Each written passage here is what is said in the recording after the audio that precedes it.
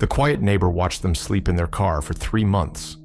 Every night, he stood behind the curtain of his kitchen window, watching the fogged glass of a rusted 2004 Honda Civic parked beneath the broken streetlight at the far end of Winslow Lane. He watched the woman in the driver's seat tilt it back as far as it would go, which was never far enough. He watched her drape a thin blanket over the child in the back seat, tucking it around the edges of a car seat that had been there so long, the fabric had molded to the shape of a body no bigger than a grocery bag. He watched her press her forehead against the steering wheel and stay like that for a long time, her shoulders rising and falling in a rhythm he recognized because he had breathed that way once himself, 37 years ago, on a night he still could not talk about without his hands beginning to shake. She expected no one was paying attention. What she didn't expect was that someone had been paying attention from the very first night, and that what he was building in silence would change every single thing about the life she had already given up on. Her name was Elise Whitmore, and she was 29 years old the autumn she lost everything, though she looked closer to 40 by the time the leaves had finished falling. She had the kind of face that once turned heads, high cheekbones, wide brown eyes, a spray of freckles across her nose that made her look permanently sun-kissed.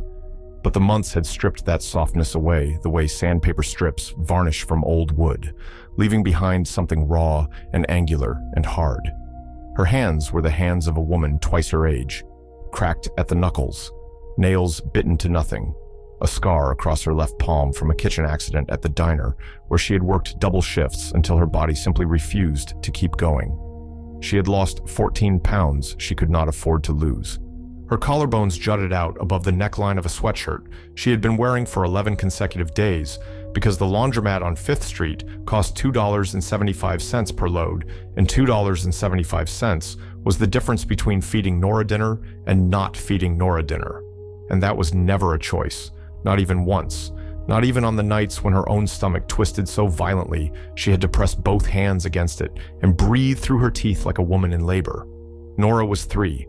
She had her mother's freckles and her father's silence, a deep, watchful quiet that made people uncomfortable because children that age are supposed to be noisy and demanding and full of impossible questions. And Nora asked almost nothing. She sat in her car seat with a stuffed rabbit that had once been white but was now the color of weak tea, and she held it against her chest and looked out the window at the streetlight with an expression that no 3-year-old should know how to make. It was the expression of someone who has already learned that the world is not a safe place and has made a private decision to take up as little space in it as possible. Elise saw that expression every morning when she twisted around in the driver's seat to check on her daughter, and every morning it broke something inside her that she did not have the tools or the time to repair. They had not always lived in the car. 14 months earlier, Elise had been renting a 1-bedroom apartment above a hardware store on Collier Street in the town of Barron Hill, Pennsylvania, a town of 4,200 people nestled in the crease between 2 ridges of the Appalachian foothills, the kind of place where everyone knows your car and your business and the name of your dog, but will still let you starve quietly if your story makes them uncomfortable. The apartment was small and drafty, and the radiator clanked like a prisoner tapping on pipes, but it was theirs. Nora had a crib in the corner of the bedroom. There was a window above the kitchen sink that caught the morning light in a way that made the whole room glow amber for exactly 22 minutes between 7:15 and 7:37 every day. And Elise had loved those 22 minutes the way some people love church, standing at the sink with a cup of coffee that cost her nothing because she brewed it at home from grounds she bought in bulk at the dollar store, watching the light move across the linoleum floor and feeling, for just that sliver of time, that she was going to be okay. She was not going to be okay, but she did not know that yet. The father, Marcus Whitmore, had left 9 days after Nora was born.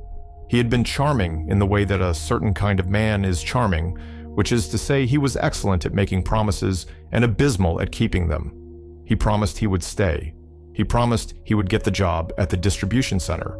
He promised he would stop disappearing for 3 days at a time and coming home smelling like cigarette smoke and someone else's perfume. He promised these things with the easy sincerity of a man who genuinely believes his own lies in the moment of telling them, the way a child believes in a drawing of a house. It looks real on paper. It feels real while you're making it, but you cannot live inside it. 9 days after his daughter was born, Marcus packed a bag while Elise was nursing in the bedroom. She heard the zipper. She heard the front door. She heard his truck start. She did not hear from him again for 11 months, and when she finally did, it was a text message, 4 words, no punctuation, that said I'm not coming back. She stared at it for a long time. Then she deleted it. Then she went back to work. She worked at Patsy's Griddle, a diner on Route 11 that served breakfast all day and closed at 3 p.m. She had been there since she was 19. She knew the menu the way she knew her own body. Every substitution, every allergy, every regular's order memorized down to the precise shade of toast they preferred. Patsy herself was a broad-shouldered woman in her 60s who had opened the diner with insurance money from her second husband's death and ran it with the cheerful ruthlessness of a woman who had survived enough to find almost everything amusing. Patsy liked Elise. She let her bring Nora in during the early morning shift and set up a portable playpen in the storage room behind the kitchen, which smelled like grease and industrial cleaner but was warm and safe. Elise worked 6 days a week. She made $4.75 an hour plus tips. And in Barren Hill, tips were modest. Working people tipping a working person, everyone doing the math in their heads, everyone running the same calculations of survival. On a good week, she brought home $410. Rent was $575 a month. Utilities were $85. Diapers, formula, then food, gas. The math never worked. It was never supposed to work. The system was not designed for a woman alone with a child in a town with no public transportation and no daycare that cost less than what she earned. And Elise knew this the way she knew the weather. It was a fact of her environment, as inescapable and as indifferent as the cold that crept under her door every November. For 13 months, she made it work anyway, through a combination of stubbornness, exhaustion, and the small mercies of people who noticed her without saying so. Patsy slipping an extra 20 into her tips, the woman at the dollar store pretending not to see when Elise's card was declined and waving her through with a bag of diapers and a look that said, "I've been where you are." But the math was relentless. It ground against her the way water grinds against stone, patient and indifferent, wearing her down in increments so small she did not notice the erosion until she was standing at the edge of a cliff she had not seen coming. The eviction notice came on a Tuesday in September. She had been $1,200 behind on rent. 3 months of shortfalls accumulated into a number that felt insurmountable, a wall she could not climb and could not go around. The landlord was a man named Gerald Fisk, who owned 11 properties in Barren Hill and managed them from a real estate office in Allentown, 40 miles away. He had never met Elise. He had never seen Nora's face. He processed the eviction the way he processed all of them, through a form letter generated by software, signed with a stamp of his signature, delivered by a process server who knocked on her door at 6:47 in the morning while she was heating a bottle. She had 30 days. She spent the first 7 of those days calling every number she could find: shelters, assistance programs, churches, the county housing authority. The shelters were full. The assistance programs had waiting lists measured in months. The churches offered prayers and canned goods and genuine sympathy, but not a roof. The county housing authority told her to apply online and expect a response within 8 to 12 weeks. She did not have 8 to 12 weeks. She had 23 days. She called her mother. This was the call she had been avoiding for 2 years, the call that cost her more than any amount of rent, because it required her to admit, out loud, to the one person whose approval she had spent her entire life chasing, that she had failed. Her mother's name was Constance Greer, and she lived 40 minutes north in a split-level ranch house, with a yard she maintained with military precision and a set of expectations for her children that functioned less like hopes and more like laws. Constance had never approved of Marcus. She had never approved of the pregnancy. She had attended the baby shower with the tight-lipped tolerance of a diplomat at a function she found personally offensive, and she had held Nora exactly once, for a photograph, before handing her back and saying, "She's very small, isn't she?" in a tone that made it sound like a criticism of Elise's ability to grow a baby of adequate size. When Marcus left, Constance had said, "I told you this would happen with such immediate certainty that Elise understood her mother had been waiting for it, had been saving that sentence the way some people save a good bottle of wine, and had been looking forward to uncorking it." Elise called anyway. She pressed the phone to her ear and listened to it ring 4 times, and when her mother answered, she said, "Mom, I need help." And there was a pause. A pause that lasted 7 seconds, which does not sound like a long time until you are the one waiting. And then Constance said, "Help with what?" And Elise told her. She told her about the eviction. She told her about the money. She told her about the shelters being full and the waiting lists and the 30 days. She did not cry. She kept her voice steady because she knew that if she cried, her mother would hear weakness, and weakness in the Greer household was not met with comfort, but with a lecture about the choices that led to it. She asked if she and Nora could stay at the house for a few weeks, just until she found something, just until she got back on her feet. She promised she would help around the house. She promised she would pay what she could. She promised she would not be a burden. Constance said no. Not a long no. Not a complicated no with conditions or negotiations or even a reason that could be argued against. Just no. And then, after another pause, this one shorter, maybe 3 seconds, "You made your bed, Elise." And then the line went dead.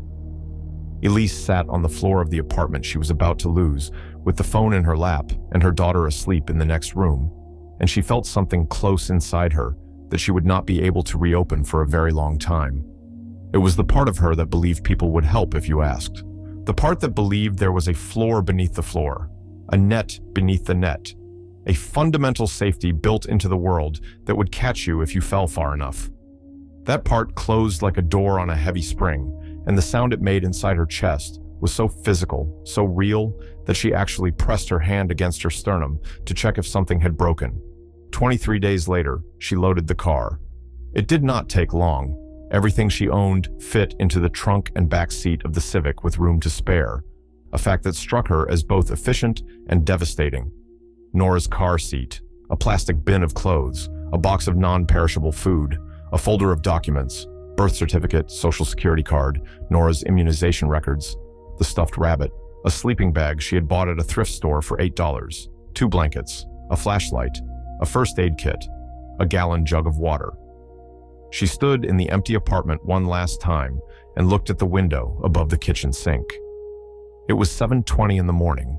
The light was doing the thing it did, the amber thing, the church thing, and she stood in it for as long as she could, which was not long enough, and then she left. She drove to Barren Hills Only Park and sat in the parking lot for 3 hours trying to make a plan. She could not drive to another city because she did not have the gas money to get there and survive while looking for work. She could not go to a shelter because the nearest one with an open bed was in Scranton, 90 minutes away, and she could not afford to lose her job at Patsy's because it was the only income she had. She could not sleep in the park because the police patrolled it after dark, and she had heard stories about women in cars being reported, investigated, having their children taken. She could not let anyone take Nora. That was the one line she would not cross, the one fear that overrode all the other fears, the thought that made her hands grip the steering wheel until her knuckles turned white and her arms shook. She would live in this car. She would sleep in this car. She would die in this car before she let anyone take her daughter. She found Winslow Lane by accident. She had been driving aimlessly through the residential streets of Barren Hill on her first night, looking for a place to park that was dark enough to be invisible, but safe enough to sleep. And she had turned onto a dead-end road at the eastern edge of town, where the houses thinned out and the streetlights were spaced far apart, and one of them, the last one, at the very end of the road, was broken. Had been broken for years, she would later learn. The township had stopped maintaining the light because the road dead-ended into a stretch of state forest land, and the only people who lived out that far were people who did not call the township about things like streetlights. She parked beneath the dead light. She locked the doors. She tilted the seat back. She pulled the sleeping bag over her legs and listened to Nora breathing in the back seat and stared at the dark ceiling of the car and thought, I am 28 years old, and I am homeless, and I have a daughter, and nobody knows we are here. That was the first night. The house nearest to where she parked, the last house on Winslow Lane before the road dissolved into gravel, and then dirt, and then nothing, belonged to a man named Harold Grieve. He was 68 years old. He had lived alone in that house for 11 years, since his wife Pearl had died of pancreatic cancer in the bedroom they had shared for 31 years. And in the decades since her death, he had become the kind of man that neighbors describe with careful language, keeps to himself, quiet type, you never really see him. which is the polite way of saying he had retreated so completely into his grief that he had become nearly invisible to the community that surrounded him. He was not unfriendly. He was not hostile. He was simply absent. A man who had been so thoroughly hollowed out by loss that what remained was a shell that moved through the routines of living without any apparent investment in being alive. He mowed his lawn because Pearl had cared about the lawn. He maintained the house because Pearl had loved the house. He fed the birds because Pearl had fed the birds. Every action was an echo of a person who was no longer there, and if you watched him long enough, which no one did, you would have noticed that he moved through his days the way a man moves through a house after a funeral, touching things gently, putting them back exactly where they were, preserving a world that no longer existed for anyone but him. Harold had seen the car on the first night. He had been standing at the kitchen window, as he often did at that hour, 10:30 p.m., the hour Pearl used to make her tea. And he had seen the headlights come down the lane and the car pull into the space beneath the dead streetlight and the headlights go off. He had assumed it was teenagers. Kids came down the lane sometimes to drink or smoke or do the things that teenagers do in the dark, and they always left by morning, and Harold never called the police because he remembered being young and needing a dark place to be stupid in, and because calling the police would have required a conversation with another human being, and he was not interested in conversations. But the car was still there in the morning, and the next night, and the next morning. And by the fourth night, Harold had moved from the kitchen window to the side window of his living room, which was closer, and he had seen through the fog of the car's glass the outline of a woman in the front seat, and behind her, the unmistakable shape of a child's car seat. And something shifted in him, not dramatically, not like a light turning on, more like a door that had been sealed shut for 11 years, developing a crack. Barely visible, barely there, but enough to let something through, something cold and sharp and familiar. He recognized it immediately. It was the feeling of watching someone suffer and knowing you could do something about it and not knowing whether you still had enough left inside you to do it. He did nothing for 3 days. He watched. He stood at the window and watched the woman tuck the blanket around the car seat. He watched her open the driver's door at dawn and stretch her back and wince. He watched her carry the child to the car and buckle her in and drive away in the morning and return after dark and park in the same spot and tilt the seat back and press her forehead against the steering wheel. He watched the routine establish itself with the grim efficiency of someone who has stopped hoping for change and started optimizing for survival. Morning, drive to work. Afternoon, drive to the library, where it was warm and there were books for the child and a bathroom with running water.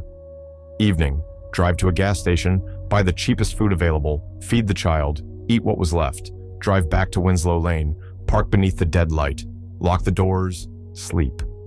He watched this cycle repeat for 3 days, and then 3 weeks, and then 3 months. And every night, the crack in the door inside him grew a little wider, and every night he told himself it was not his business, and every night he knew he was lying. What Harold did not do was approach her. He understood, with the instinct of a man who had spent his life working with frightened animals. He had been a large animal veterinarian for 34 years, mostly horses and cattle, driving county roads in a truck full of syringes and patients, that approaching a frightened creature directly is the fastest way to make it run. Elise was frightened. He could see it in the way she checked her mirrors before opening the car door. He could see it in the way she kept the child close, always touching some part of her, a hand on the back, fingers in the hair, as if physical contact were a tether that could prevent the worst from happening. He could see it in the way she avoided eye contact with everything and everyone, keeping her gaze low and her movements small, taking up as little space as possible, trying to be invisible in a town where she had once been a person with an address and a name on a mailbox. He understood that if he knocked on her window or left a note on her windshield or did any of the things a well-meaning person might do, she would be gone by morning, driven away by the shame of being seen or the fear of being reported, or both. And then she would be sleeping under a different streetlight on a different road, and the problem would not be solved. It would simply be somewhere else. And Harold Grieve was tired, profoundly tired, of problems being somewhere else. So he began with the porch light. On the 31st night, he unscrewed the bulb from his front porch. His house went dark at the front, which meant the entire end of Winslow Lane was now submerged in unbroken darkness. the streetlight broken, the porch light out, the nearest illumination 100 yards away at the Kowalski's house, and the Kowalskis went to bed at 9 p.m. and turned off everything, including their porch light, because Frank Kowalski was the kind of man who considered electricity a luxury. Elise would have noticed. She would have felt the darkness close around the car like a blanket, and she would have felt, without knowing why, slightly safer. Darkness meant invisibility, and invisibility meant survival. Then Harold began leaving things. Not on the car, never on the car, never anything that would announce "I see you, I know you're here," because that knowledge was a weapon even when wielded with kindness.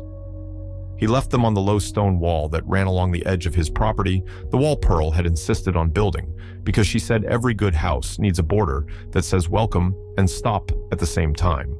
On the 38th night, he left a thermos of coffee on the wall, not near the car, just on the wall, as if he had set it down and forgotten it. He went to bed. In the morning, the thermos was still there, untouched. He brought it inside, washed it, refilled it, and put it back the next night. On the 4th night, the thermos was empty. He refilled it the next day and set it back on the wall, this time with a granola bar beside it. The granola bar was gone by morning. The thermos was empty. He refilled both. This went on for 2 weeks.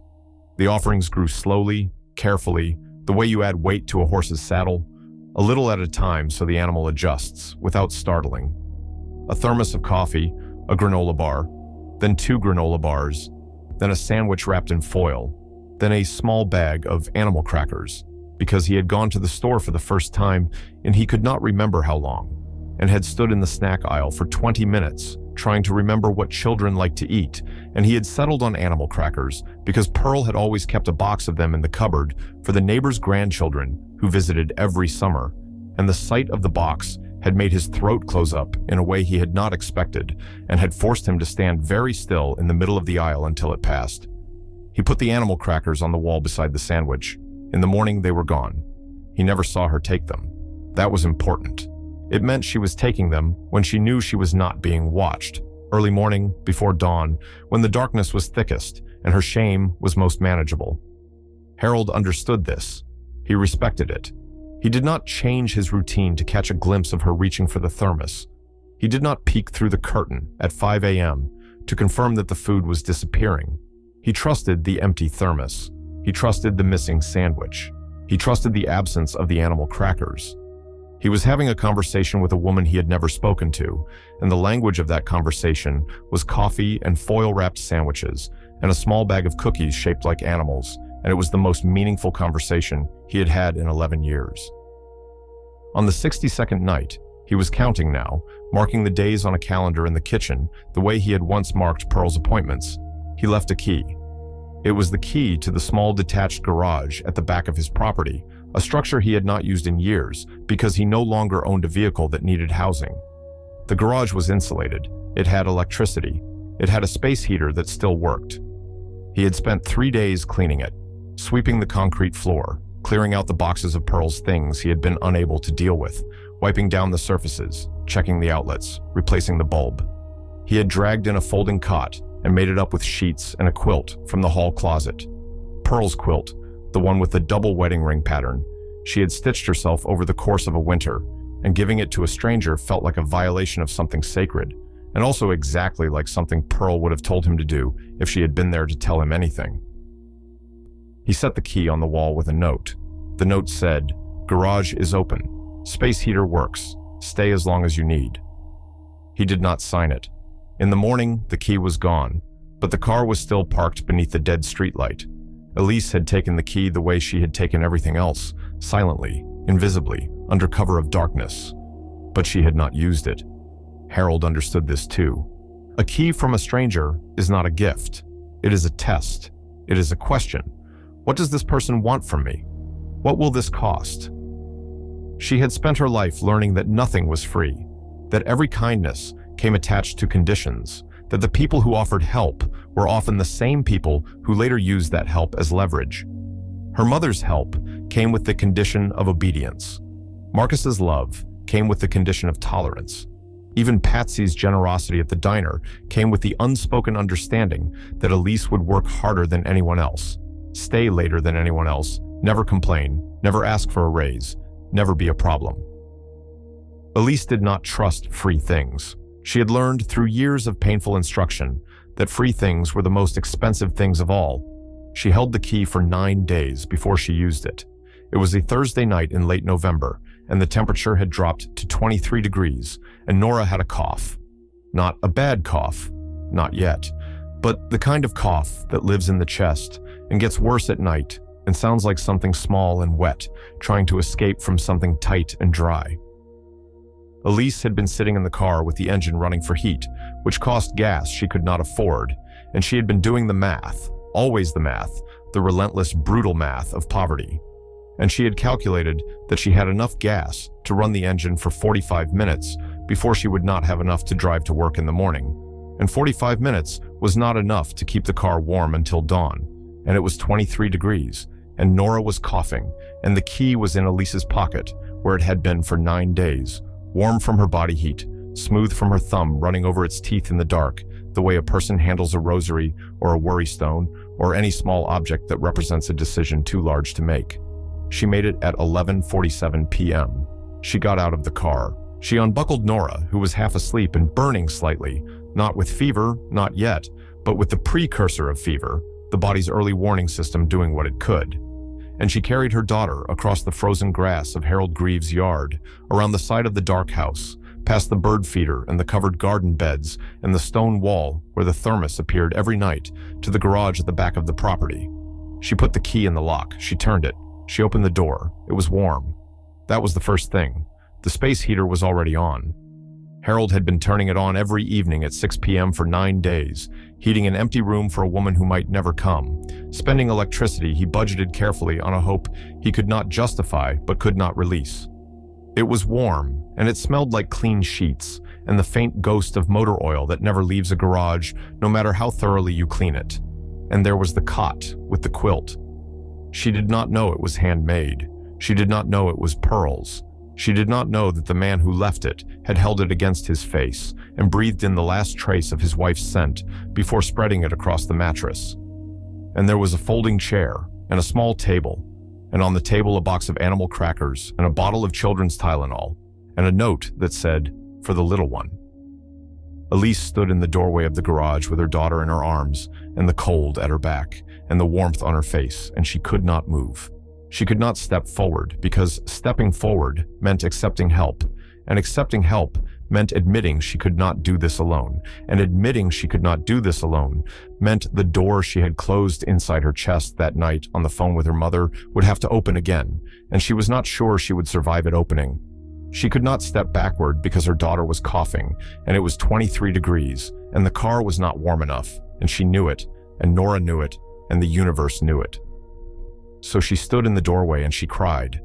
She cried the way the creek ran after a heavy rain.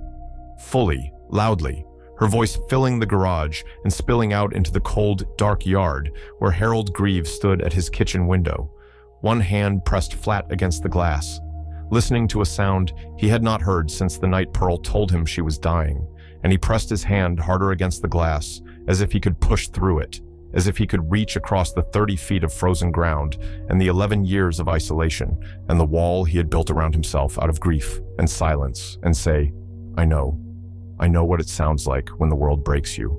I know." She stayed. That first night, she laid Nora on the cot and covered her with the quilt and gave her the Tylenol and sat in the folding chair and watched her daughter's breathing slow and even out, and the coughing ease and the flush of precursor fever recede from her cheeks like a tide going out.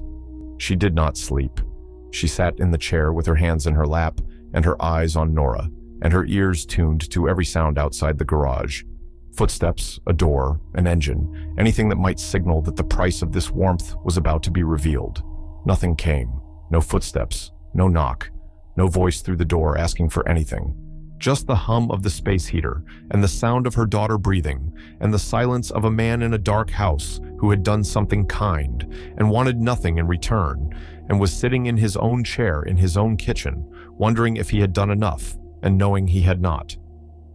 In the morning, she found a new thermos of coffee on the stone wall, and beside it, a plate covered in foil. Underneath the foil were scrambled eggs and toast and 4 slices of bacon, and the plate was warm, which meant he had made it recently, which meant he had been awake, which meant he had been thinking about her.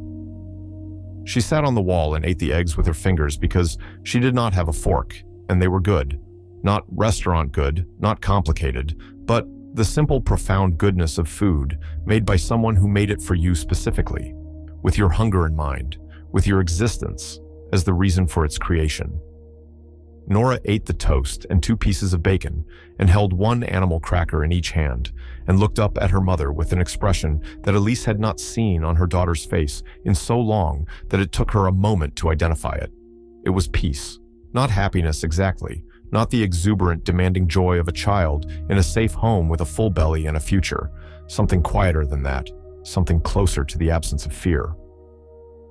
Nora was not afraid. For the first time in 3 months, Nora was not cold and not afraid, and that fact landed on Elise with a weight that buckled her knees and forced her to sit down hard on the wall and press her hands over her mouth so her daughter would not see her cry again. 5 days passed before she saw him. She had been leaving the garage each morning before dawn, driving to work, returning after dark, letting herself in with the key, finding the space heater running and something left on the table. A banana, a juice box, a blanket, a children's book about a bear who goes fishing. She had started leaving the thermos washed and returned to the wall each morning, and once she had left a note beside it that said, "Thank you," and the next night there was a note on the table that said, "You're welcome," and these 2-word exchanges felt enormous, felt like treaties negotiated between nations that did not share a language, felt like the most important things either of them had written in years. On the 5th morning, she came around the side of the house earlier than usual.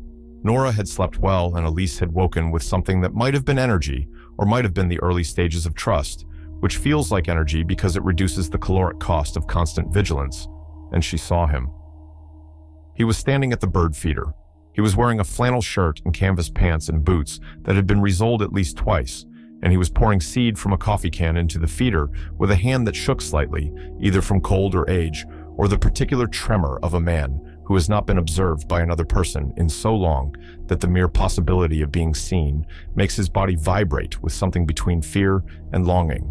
He was not a large man. He was average height, thin in the way that people become thin when they stop caring whether they eat, with white hair that needed cutting and a face that was deeply lined and deeply kind, the kind of face that takes 68 years and 1 great love and 1 great loss to build. He saw her. She saw him. They looked at each other across 20 feet of frozen yard, the woman with the cracked hands and the man with the shaking ones, and neither of them moved.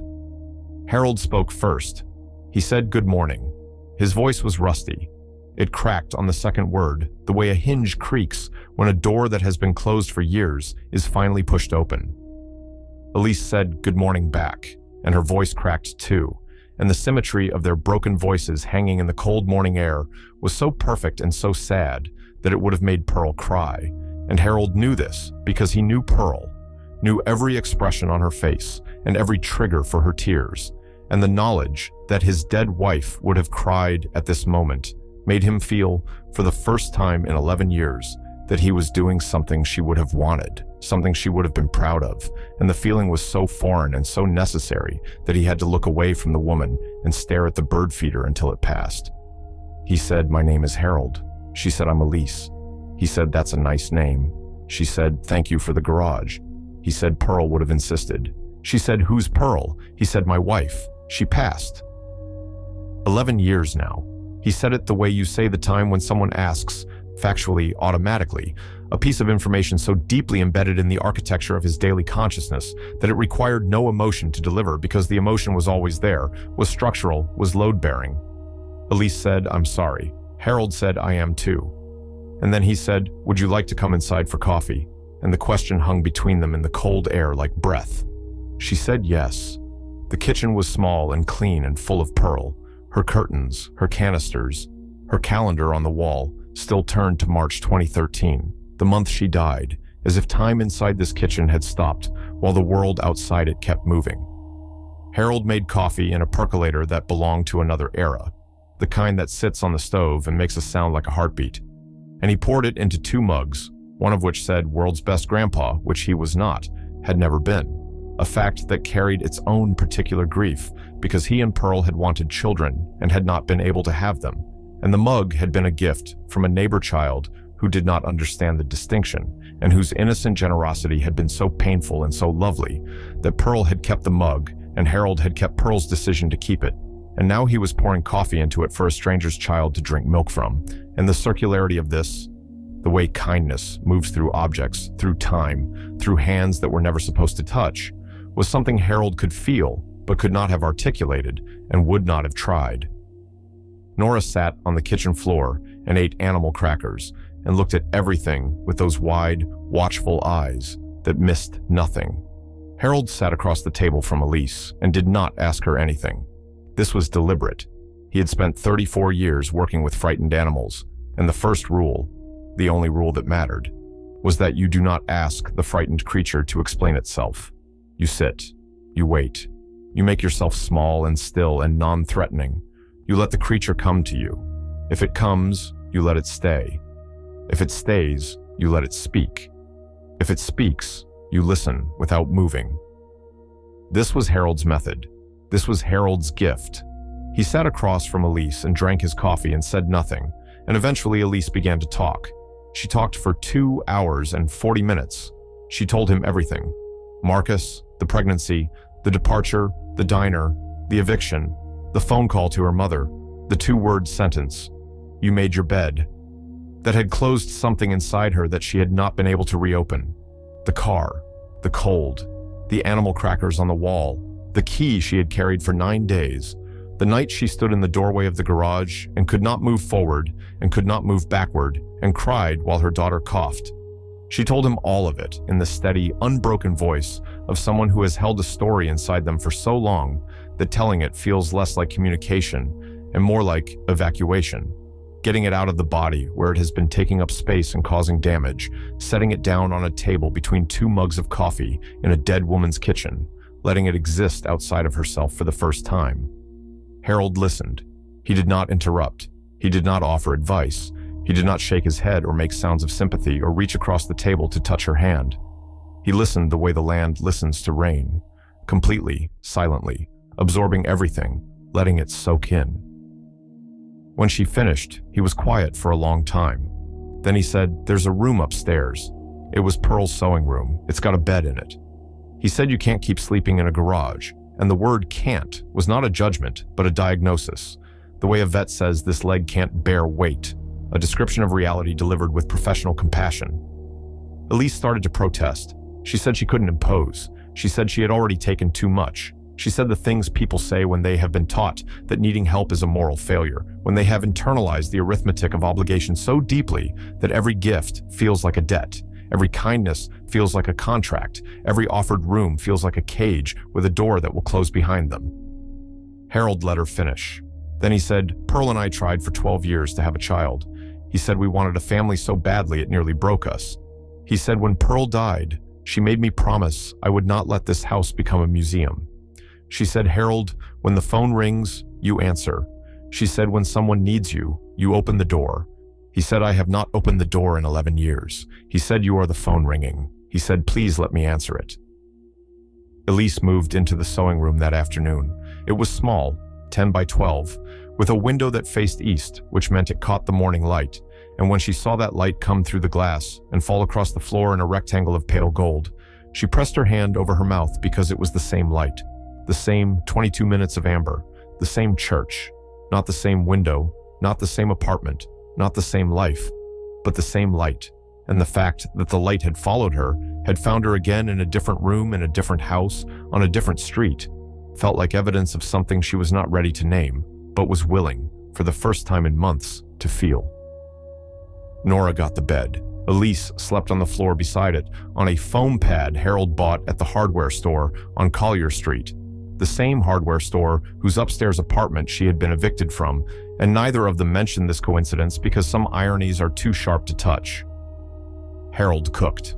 This was a revelation. The man who had been eating canned soup and toast for 11 years began cooking meals with an intensity and focus that suggested he was not feeding 2 people, but performing an act of remembrance. Pearl's recipes, Pearl's casseroles, Pearl's Sunday pot roast, that required 4 hours and a level of attention he had not been capable of giving to anything since her death. He cooked, and Elise ate, and Nora ate, and the kitchen filled with smells that belonged to another era, and the three of them sat at the table that had seated 2 for 31 years, and then 1 for 11 years, and now 3, and the mathematics of that, the addition after so much subtraction, was not lost on Harold, who had always been good with numbers. Weeks passed. The arrangement solidified into routine. Elise worked the morning shift at Patsy's, drove back to Winslow Lane, picked up Nora from Harold, who had volunteered to watch her with the quiet authority of a man who was not asking permission. Harold and Nora developed a relationship that operated on its own frequency, low, patient, nonverbal. He showed her the birds. He taught her their names. He let her pour the seed into the feeder, her small hands cupped around the coffee can, spilling half of it on the ground. And he did not correct her because the birds ate from the ground too, and because correction was not what this child needed. What this child needed was to be allowed to do something without being told she was doing it wrong. He carved her a bird out of a piece of cherry wood, a cardinal, Pearl's favorite, and gave it to her without ceremony, and Nora held it in one hand and her stuffed rabbit in the other, and for the first time in Harold's memory, she smiled. Not a big smile, not the performative grin of a child who has been told to smile for a photograph, a small, private, involuntary thing, the corners of her mouth lifting as if pulled by strings she did not control.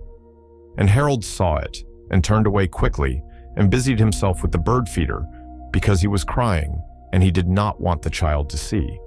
3 months after Elise moved into the sewing room, Harold sat her down at the kitchen table and said, "I need to tell you something."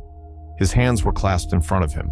His right thumb was rubbing against his left in the way it did when he was nervous, a habit Pearl had documented in the anniversary card she gave him on their 30th.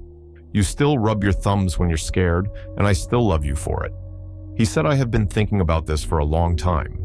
He said, "When Pearl died, I stopped being a person. I became a house. I maintained myself the way you maintain a structure, fixed what was broken, painted over what was peeling, kept the roof from leaking, but nobody lived inside." He said, "You and Nora moved in, and it is not just the house that has someone living in it now." He said, "I would like to help you, not temporarily, not as a favor. I would like to help you build something." He said, "Pearl left me her life insurance." He said, "It has been sitting in an account for 11 years, doing nothing because I had nothing to do with it, because I had nothing to do with anything." He said, "I want to use it to send you to school." Elise said no. She said it immediately, reflexively, the way you pull your hand from a hot stove. Not because you have thought about it, but because your body has learned that things that seem warm will burn you. She said she couldn't accept that. She said it was too much. She said he barely knew her. She said, what if she failed? She said the things that people say when they have been taught that they are not worth investing in, when every system and every relationship has confirmed that they are a liability rather than an asset, when the very concept of someone believing in their future feels not generous, but delusional. Harold let her finish. Then he said Pearl was a nurse. He said she worked at the county hospital for 27 years. He said on her last night, the very last night, the night the morphine was doing most of the work, and the words came slow and soft, and from a place deeper than consciousness. She said, "Harold, promise me you will not waste what we saved." She said, "Find someone who needs it more than we do, and give it to them, and do not let them say no." He said, "You remind me of her, not in how you look, in how you fight." He said, "Pearl fought the cancer for 4 years, and she never once said it isn't fair, and she never once said, why me? She just kept showing up. She just kept putting one foot in front of the other." He said, "You have been putting one foot in front of the other for a very long time, and I think it is time someone carried you for a while." Elise stared at him across the kitchen table. The percolator was making its heartbeat sound on the stove. Nora was on the floor building a tower out of wooden blocks Harold had found in the attic. Pearl's blocks, from Pearl's childhood, saved for children who never came, and now being stacked by a child who had arrived 68 years late. The morning light was doing the amber thing through the window, and Elise was sitting in it, and she could feel it on her face and her hands, and she remembered standing at the sink in the apartment on Collier Street, holding her coffee, watching the light move across the floor, believing she was going to be okay. She had been wrong then. She was not wrong now. She said yes. It took 6 years. 6 years of night classes at the community college 40 minutes away, driving Harold's truck. He had insisted, had gone to the dealership and bought a used pickup because her Civic's transmission was failing, and she could not afford to fix it, and he could not afford to watch her try. And studying at the kitchen table after Nora went to bed, and clinical rotations at the county hospital where Pearl had worked, where the nurses still remembered Pearl and treated Elise with a tenderness that confused her until Harold explained that they were not being kind to her. They were being kind to Pearl's memory, and the distinction did not matter because the result was the same. She became a registered nurse. She graduated second in her class. She walked across the stage in a cap and gown, and Harold was in the audience holding Nora on his lap.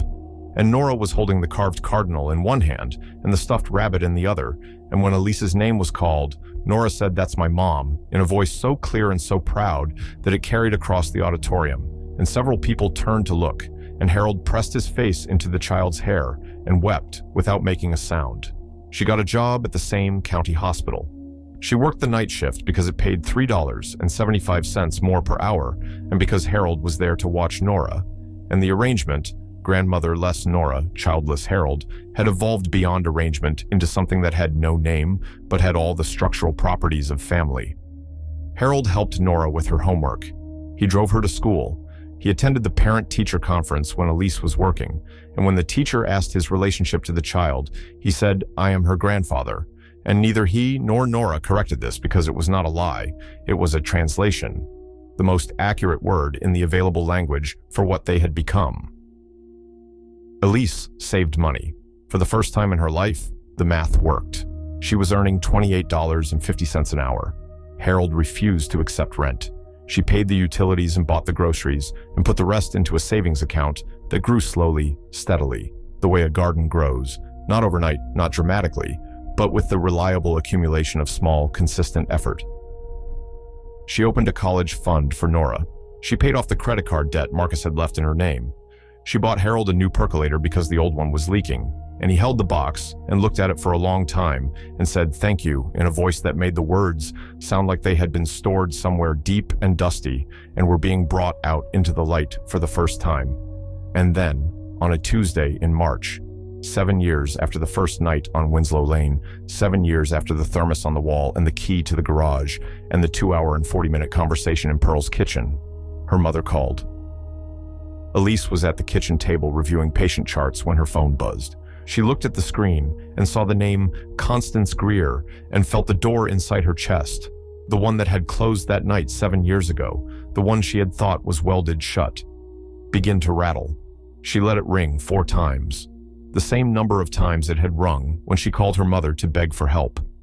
She did not plan this symmetry. Her body planned it for her. She answered. Her mother's voice was smaller than she remembered, thinner, like fabric that has been washed too many times. Constance said, "Elise, it's your mother," as if she might have forgotten, as if 7 years of silence could be bridged by identification. Elise said, "I know." There was a pause, not 7 seconds this time, longer, maybe 12. In that pause, Elise could hear something she had never heard in her mother's voice before. Not authority, not disappointment, not the crisp certainty that had been the defining feature of Constance Greer's personality for as long as Elise had been alive. What she heard was fear, and beneath the fear, something worse, shame. Constance said, "I need to see you." Elise said, "Why?" Constance said, "Because I'm sick." Elise said, "How sick?" Constance said, "Very sick." And then, after another pause, "And because I was wrong." 4 words, "I was wrong." 4 words that Constance Greer had never spoken in sequence in her entire life. 4 words that went against every principle she had built her identity around. The principle of certainty, the principle of rightness, the principle that admitting error was the same as admitting weakness, and weakness was the same as worthlessness. She said them now, into the phone, across 40 minutes of highway, and they cost her everything. Elise drove to the split-level ranch house on a Saturday morning. She brought Nora, who was 10 now, tall for her age, quiet in the way her mother had once been quiet, but with a steadiness beneath the quiet that was new. That was Harold's gift, the patience and groundedness of a man who watched birds and carved wood and never raised his voice. The house was not what Elise remembered. The yard, which Constance had maintained with military precision, was overgrown. The paint was peeling. The gutters were sagging. One window on the second floor was cracked and had been patched with tape that had yellowed and curled at the edges. The garden, Constance's pride, her roses, her neat rows of perennials organized by height and color and blooming season, was dead. Not dormant, dead. The bushes were skeletal. The beds were full of weeds that had grown and died and grown again over multiple seasons of neglect. Elise stood in the driveway and looked at the house and understood that she was seeing the physical manifestation of her mother's interior. Something that had been rigid and perfect and controlled, now decaying because the person who maintained it no longer had the strength or the will. Constance opened the door, and Elise almost did not recognize her. She was 71 but looked 90. She had lost so much weight that her clothes hung from her frame like drapes from a curtain rod. Her hair, which had always been colored and styled and sprayed into architectural precision, was white and thin and uncombed. Her hands shook. Her eyes were the same, sharp, watchful, measuring. But they were set in a face that had collapsed around them like a building settling into its own foundation. She was dying. Elise knew it immediately, the way she knew it professionally. The skin color, the posture, the particular quality of stillness that comes when the body is redirecting all its resources toward the essential and abandoning the decorative. Elise knew it, and her training told her what it was, and her heart, which had been braced for anger, found itself ambushed by something else entirely. Not forgiveness, not yet, maybe not ever, but something. Constance looked at Nora, and her face did something it had never done in Elise's presence. It broke. The control that had defined Constance Greer, the stiff spine, the measured words, the refusal to show anything that could be interpreted as vulnerability, shattered. Her mouth trembled, her eyes filled. She said, "She's so big." 3 words, "She's so big." And in those 3 words, Elise heard the 7 years her mother had missed, the 7 years of animal crackers and carved birds and morning light through a sewing room window, the 7 years of a grandmother who chose her pride over her grandchild and was now standing in the doorway of a decaying house, realizing with the clarity that only illness and mortality can provide exactly what that choice had cost. They went inside. The house smelled like medicine and neglect. The sweet chemical smell of prescription bottles mixed with the stale smell of rooms that have not been properly aired, food that has not been properly prepared, a body that has not been properly cared for. Elise walked through the rooms she had grown up in and saw the ruin of her mother's life, laid out like evidence at a trial. Dishes in the sink, unwashed, mail on the counter, unopened, a throw blanket on the couch, stained, the refrigerator nearly empty except for a carton of milk that had expired 2 weeks ago and a block of cheese growing blue fur. Elise opened the medicine cabinet in the bathroom and found 17 prescription bottles, some full, some empty, none organized, the medications of a woman who was too proud to ask for help managing her own treatment and too sick to manage it alone. Constance had stage 4 lung cancer. She had been diagnosed 14 months earlier. She had told no one. She had driven herself to chemotherapy in Allentown, 40 miles each way, and driven herself home and sat in the recliner in the living room and endured the nausea and the exhaustion and the hair loss and the weight loss alone, without a hand to hold or a voice to hear or a single person in the world who knew what she was going through, because she had spent her entire life building walls so high and so thick that by the time she needed someone to climb over them, there was no one left on the other side. Elise stood in her mother's bathroom, looking at the 17 prescription bottles, and felt something vast and complicated moving through her. Not a single emotion, but a weather system, multiple fronts colliding, pressure dropping, the air charged with the energy of a storm that had been building for 7 years and was now arriving. Anger. Yes, anger. At the woman who said you made your bed, at the woman who hung up the phone, at the woman who chose her principles over her grandchild. Grief. Yes, grief. For the mother she had wanted, the mother who would have opened the door, the mother who would have held Nora and said, "Come in, you're safe. We'll figure this out." Pity. An unwanted, involuntary pity for this shrunken woman in this decaying house, dying alone because she had made herself impossible to love. And beneath all of it, beneath the anger and the grief and the pity, something that Pearl would have recognized, something that Harold had been teaching Elise without either of them knowing it. A professional, practiced, bone-deep instinct to help a person who is suffering, regardless of what that person has done, regardless of what they deserve, because deserving is not the point. Suffering is the point. The presence of suffering is the only credential required. She called Harold from the driveway. He answered on the first ring. She said, "My mother is dying." He said, "I know." She said, "How do you know?" He said, "Because you wouldn't have driven up there if she wasn't." She said, "I don't know what to do." He was quiet for a moment. Then he said, "When the phone rings, you answer. When someone needs you, you open the door." She said she didn't open the door for me. Harold said, "No, she didn't. And you've been carrying that for 7 years, and it has been heavy." He said, "The question is not whether she deserves your help. The question is whether you can live with yourself if you don't give it." He said Pearl would have said the same thing. He said Pearl would have already been in the car. Elise moved her mother into the house on Winslow Lane 3 days later.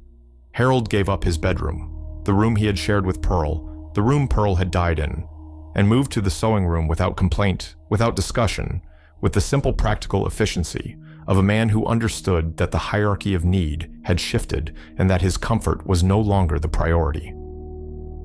Constance arrived in the passenger seat of Elise's car, wrapped in a blanket, weighing less than Nora, and Harold met her at the door and said, "Welcome, Mrs. Greer."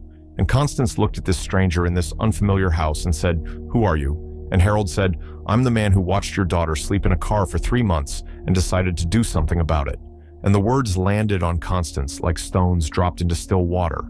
She felt each one hit, felt the ripples spread, felt the depth beneath her shift and darken as the full weight of what her daughter had endured and the full weight of her own role in that endurance settled into her body. She did not speak for the rest of the day. She sat in the recliner Harold had moved into the living room, and she looked out the window at the bird feeder and the stone wall and the yard where her granddaughter was running. Running, not walking carefully, not pressing herself against walls, not trying to be invisible, but running, full speed, arms out, laughing at something Harold had said. And Constance watched this and understood that Nora's freedom, Nora's laughter, Nora's fearless running through an open yard had nothing to do with her, had happened without her, had happened in spite of her. This child was happy and safe and loved because a stranger had left a thermos of coffee on a wall, and that stranger had done more for Elise and Nora in one night than Constance had done in 29 years, and the knowledge was a blade that cut cleanly and completely through the last of her pretenses. That night, after Nora was asleep and Harold had gone to bed in the sewing room and the house was quiet, Constance called Elise to the living room. Elise came. She sat on the couch. Her mother was in the recliner, illuminated by the single lamp Harold left on every night, a habit from Pearl, who was afraid of the dark, one of only 2 fears she had ever admitted to. Constance said, "I need to say something, and I need you to let me finish." Elise said, "Okay." Constance said, "When you called me that night, I was sitting in the kitchen eating dinner. I had made pot roast. It was a Tuesday. I remember because I always made pot roast on Tuesdays. Your father used to love it." She said, "When you told me what had happened, the eviction, the money, all of it, I felt something, and I want to tell you what it was, because I have never told you the truth about anything, and I'm running out of time to start." She said, "I felt relief. She said, I felt relief because you were struggling, and that meant I had been right. Right about Marcus. Right about the pregnancy. Right about every warning I had given you that you had ignored." She said, "Being right felt better than helping you." She said, "Being right felt better than saving my own grandchild from sleeping in a car." She said, "I chose being right over being your mother, and I have known this every day for 7 years, and I have not called because calling would have meant admitting it, and admitting it would have meant I was not the person I had spent my entire life pretending to be." Elise sat on the couch and listened to her mother say these words and felt the door inside her chest, the one that had closed that night, the one that had been rattling since the phone call. Open, not fling open, not burst. Open slowly, painfully, the way a wound opens when you remove the bandage. Necessary and excruciating. The air hitting raw tissue, the exposure of something that had been protected by its own covering for so long that the light hurts. She felt it open, and she felt the 7 years pour out. The cold nights, the hunger, The shame of standing in a parking lot at 2 a.m. with a child in her arms and nowhere to go. The fear of losing Nora. The grinding daily mathematics of poverty. The silence of a mother who could have ended it with a single word and chose not to. She felt all of it pour out through the open door and fill the room between them. And it was enormous, and it was ugly, and it was true. She did not forgive her mother. Not that night. Forgiveness was not a door. Forgiveness was not even a house. Forgiveness was a road. Long, unpaved, full of sections that washed out in heavy rain and had to be rebuilt. She was not at the end of that road. She was not even sure she was on it. But she was facing it. She could see where it went, even if she could not see how far. And that, the facing, the willingness to look in the direction of mercy, even while standing in the rubble of what mercy's absence had caused, that was enough. Not forgiveness, not yet. But the possibility of forgiveness, which is the seed from which forgiveness eventually, grudgingly, with agonizing slowness, grows. Constance lived for 4 more months. Elise cared for her professionally, medications managed, vitals monitored, pain controlled with the precise competence of a nurse who had graduated second in her class, and personally in ways that cost far more than the professional care. She bathed her mother. She changed her mother's sheets. She sat beside her mother's bed at 3 a.m. when the pain broke through the medication and held her hand and did not say, "It's going to be okay," because she was a nurse and she did not lie to patients. And her mother was her patient now, her most difficult, most important, most complicated patient. She let Nora sit with her grandmother. She let Nora bring the carved cardinal and put it on the nightstand. She let Nora climb onto the bed, gently, so gently, with the careful precision of a child who has been taught by a veterinarian how to approach fragile things, and sit beside this stranger who shared her blood and read to her from the book about the bear who goes fishing. And Constance listened with her eyes closed and her hand on Nora's knee and an expression on her face that Elise had never seen in 30 years. It was gratitude, raw, unmediated, stripped of pride. The gratitude of a person who knows they have received something they did not earn and cannot repay. Constance died on a Wednesday morning in July. The morning light was coming through the bedroom window, Harold's bedroom, Pearl's bedroom, now Constance's deathbed. And it was the amber light, the church light, the same light that had followed Elise from the apartment to the sewing room, and now to this. And Elise held her mother's hand and watched her breathing slow and thought about the word forgiveness and knew that she had not arrived there, but that she was closer than she had been the night before, and the night before that, and the night before that, and that the direction was right, even if the destination was still out of sight. Harold stood in the doorway. He did not come in. He stood at the threshold and watched Elise hold her mother's hand, and he remembered standing in the same room 11 years ago, holding Pearl's hand, and he understood that the room had done it again, had held a death, had been the container for the last breath of a person who was loved imperfectly but entirely. And he thought about Pearl's words, "When the phone rings, you answer," and he understood now what she had meant. Not the phone, not literally. She had meant the world. She had meant the knock on the door, the car under the streetlight, the sound of a woman crying in a garage, the thermos on the wall, the key, the room, the school, the years, all of it. She had meant say yes. She had meant open. She had meant do not let this house become a museum. She had meant live, Harold, even after I'm gone, especially after I'm gone. After the funeral, small, quiet, attended by Elise and Nora, and Harold and Patsy, and the woman from the dollar store, and a handful of others who had known Constance from a distance, Elise drove back to Winslow Lane and sat on the stone wall where the thermos used to appear. Nora was inside with Harold, building a birdhouse from a kit he had bought at the hardware store.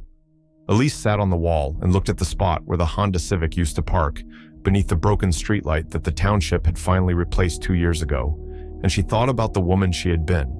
28, cracked hands, a sleeping daughter in the back seat, pressing her forehead against the steering wheel in the dark. And she tried to say something to that woman across the distance of 7 years and could not find the words, because no words were adequate. What do you say to the version of yourself that survived the worst? Thank you. I'm sorry. You did it. None of these were enough. All of these were true. Harold came outside. He sat beside her on the wall. He was 75 now and moved slower than he used to, but his hands had stopped shaking and his face had filled out, and he had gotten a haircut, and he was wearing a shirt Pearl would have liked. Blue flannel, clean, pressed, the shirt of a man who is being seen by people he cares about and wants to look like he deserves to be seen.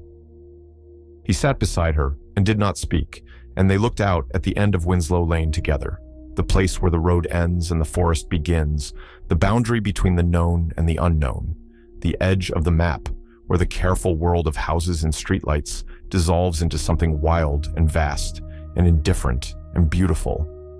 Elise said, "Harold." He said, "Yes." She said, "Why did you do it?" He looked at her. She said, "I've asked you before, and you always say Pearl would have wanted me to, and I believe that, but I'm asking you something different now. I'm asking why you, why that night, why the thermos, why the key, why any of it?" He was quiet for a long time. The birds were at the feeder. The sound they made was small and constant and busy, the sound of creatures going about the daily work of survival without any awareness of being observed, and Harold listened to them the way he always listened to things, completely, with his whole body, before he spoke. He said, "After Pearl died, I sat in that kitchen for 3 years. He said I sat there every night at 10:30 because that was when she made her tea, and I could not stop sitting there at 10:30 because stopping would have meant admitting she was gone, and I could not admit she was gone because admitting she was gone would have meant I had to decide what to do next, and I did not know what to do next. He said I sat there for 3 years, and then I sat there for 5 years, and then I sat there for 11 years, and the only thing that changed was that I got older and the kitchen got quieter, and the birds kept coming to the feeder because they did not know Pearl was dead, and they did not care, because birds do not grieve. They just eat and sing and build nests and do it again the next day." He said, "And then one night I was sitting there and I saw headlights come down the lane, and I saw the car park under the dead light, and I saw the headlights go off, and I thought, it's teenagers, and I went to bed. And the next night the car was still there, and I thought that's unusual. And the next night it was still there, and I saw the shape of the car seat, and I thought, that's a child," he said, "and something happened in me that I cannot explain, except to say that for 11 years I had been a house with no one living in it, and suddenly someone was knocking on the door, and the door remembered what it was for. He said I was afraid. He said I was afraid that if I helped you, I would feel something, and feeling something would mean I was alive, and being alive without Pearl was the thing I had spent 11 years trying to avoid. He said the thermos was a compromise. I could help without being seen. I could care without being known. I could open the door 1 inch and see if the light came through without burning me. He said the light came through. He said it did not burn." He turned and looked at her. His eyes were wet. His hands were steady. He said, "You saved my life, Elise." She said, "You saved mine." He said, "I know. That's how it works." They sat on the wall for a long time after that. The birds ate. The sun moved. Inside the house, Nora was building a birdhouse with the concentrated seriousness of a child who has learned that building things is worth the effort because the things you build can shelter creatures who cannot shelter themselves. And the sound of her small hammer tapping nails into wood carried through the open window and across the yard to where Elise and Harold sat on Pearl's wall, not speaking, not needing to. Two people who had found each other at the exact moment they had both run out of reasons to keep going and had, through coffee and silence and a key left on a wall, given each other a new one. But the universe, it seemed, was not finished with Winslow Lane. 3 weeks after Constance's funeral, Elise came home from a shift at the hospital to find Harold sitting at the kitchen table with an envelope in front of him and an expression on his face she had never seen. Not grief, not joy, but the kind of bewilderment that comes when reality exceeds the imagination's capacity to process it. He said this came today. He pushed the envelope across the table. It was from a law firm in Allentown.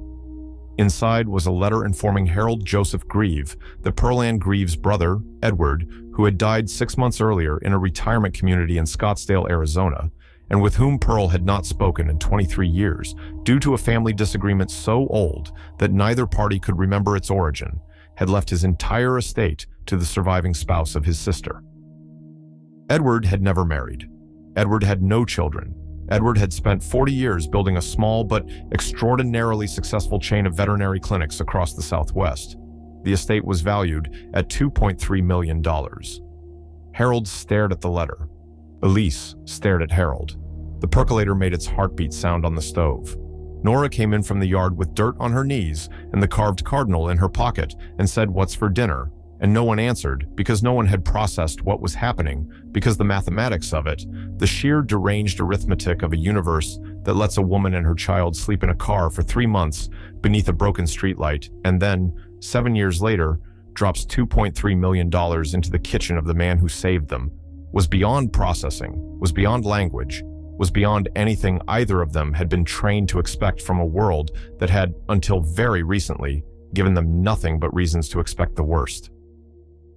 Harold gave Elise half. She refused. He insisted. She refused again. He said Pearl would have wanted this. She said, "You can't keep using Pearl to win arguments." He said, "Yes, I can. She was always right." Elise laughed. It was the first time Harold had heard her laugh, a real laugh, not polite, not measured, but sudden and involuntary and full, the kind of laugh that rearranges a face and reveals the person hiding behind the face. And the sound of it in Pearl's kitchen was so startling and so right that Harold laughed too, and Nora, who had been eating a granola bar at the counter, looked at both of them with the tolerant bewilderment of a child watching adults do something unexpected and said, "You guys are being weird." He gave her $1.15 million. She used $200,000 to buy a house, not a large house, not a grand house, a 3-bedroom cottage on the other end of Winslow Lane, a 7-minute walk from Harold's front door, close enough that Nora could run between the two houses the way children are supposed to run between the homes of people who love them. She put $400,000 into a trust for Nora's education. She donated $100,000 to the county homeless shelter that had been full the night she needed it, with the specific stipulation that it be used to add beds. She donated $50,000 to Patsy's Griddle in the form of a fund that paid for the meals of anyone who could not afford them, no questions asked, because Elise remembered what it felt like to count the cost of a meal, and she wanted, in at least one place in Barren Hill, Pennsylvania, for that calculation to be unnecessary. She put the rest in savings. She kept working. She kept showing up. She kept putting one foot in front of the other, because that was what she knew how to do. And because stopping, even now, even with money in the bank and a house of her own, and a daughter who smiled, and a man who carved birds, and a future that no longer looked like a wall, stopping felt like a betrayal of the woman who had slept in the car, and Elise would not betray her. Harold used his half to fix the house. New roof, new gutters, new paint. The color Pearl had always wanted, but they could never afford. He rebuilt the garden, not the way it was. He did not try to replicate Pearl's design because Pearl's garden was Pearl's, and this garden would be his, and the difference mattered. He planted roses, Pearl's roses, from cuttings he had kept alive in pots in the garage for 11 years, not knowing why he kept them, only knowing that he could not throw them out. And now they were in the ground, and growing and blooming, in colors he had forgotten flowers could be.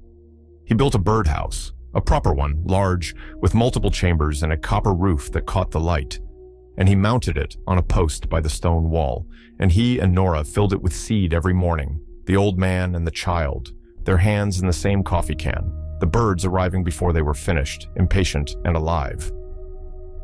If you drive down Winslow Lane today, you will see 2 houses at the end of the road, one with a copper-roofed birdhouse and a garden full of roses, and one with a swing set in the yard and a wreath on the door. You will see a stone wall between them with nothing on it, no thermos, no sandwich, no key, because those things are not needed anymore, because the wall is no longer a place where help is left anonymously in the dark, but a place where an old man sits in the evening and watches the birds and waits for a 10-year-old girl to come running across the yard with her homework and her stuffed rabbit and her carved cardinal and the full, noisy, demanding joy of a child who knows she is loved by more people than she can count. You will see the streetlight at the end of the road. It works now, but sometimes, on clear nights, Harold still turns off his porch light, and the end of Winslow Lane goes dark, and if you asked him why, he would tell you he does it to remember what it looked like before. The dark lane, the fogged glass, the woman with her forehead on the steering wheel, the child in the car seat with the tea-colored rabbit. He remembers because forgetting would be easy, and easy is not the same as right. He remembers because somewhere, right now, On a street you've driven past 1,000 times, there is a car parked under a broken streetlight, and in that car is a person who has run out of options. And that person is not asking for your help because they have learned that asking does not work. And the only thing standing between them and the rest of their life is someone who is willing to look, not to fix, not to save, just to look, to see the fogged glass and the tilted seat and the small shape in the back and say, I see you. I see you and I'm not looking away. If you are that person, the one in the car, the one who has stopped asking, I want you to hear something from this story. The thermos was not charity. The key was not pity. They were a man's way of saying, you are not invisible. They were a man's way of answering a phone that had been ringing for 11 years. Help does not always announce itself. Sometimes it sits on a wall in the dark and waits for you to take it. Sometimes it comes from the last person you would expect, at the last moment you thought possible, in a form you almost didn't recognize. And sometimes, not always, but sometimes, the person who saves you is also the person you save, and the rescue goes both ways, and the wall between helper and helped dissolves into something simpler and truer. Two people sitting on a stone wall at the end of a dead-end road, watching the birds, saying nothing, needing nothing, building nothing except the quiet, ordinary, extraordinary fact of not being alone.